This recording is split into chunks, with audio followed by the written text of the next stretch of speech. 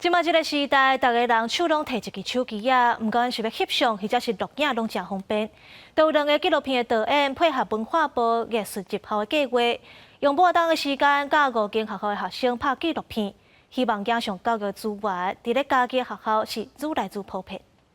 水库灌溉区，现在水已经开了啦。学生用拍纪录片方式来消化家己做船长的阿公，嘛有人记录出来是大人工课的辛苦。学生讲，因为拍纪录片的关系，互因有机会搁去认捌一寡代志。平常比较不知道我阿公工作是什么，所以想说拍纪录片可以了解多一点。使看到一寡种物件的人的辛苦，互咱遮个囡仔伫即个课程当中啊，学着要用因的手机啊，用专业的摄影机，要来拍片，啊来做一个小型的种电影，我感觉这是对囡仔真好的一个资源。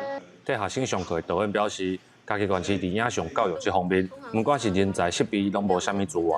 去年11月开始，透过文化部艺术节拍的计划，让学生有机会接触拍影片的课程。阮就是甲这资源吼引来咱的嘉义县吼，嘉义县市这5个国高中吼，教这囡仔为头开始，免要去翕纪录片。自己拍的时候，是会知道有很多地方其实是很难去完成想象中的那个画面。到尾啊，结果互阮家己嘛足惊讶的，讲袂歹呢，因的天分吼，潜力有安尼家扭出来安尼。上课学生讲，用手机翕物件，大家拢会晓，但是要用画面来讲故事，真是无简单。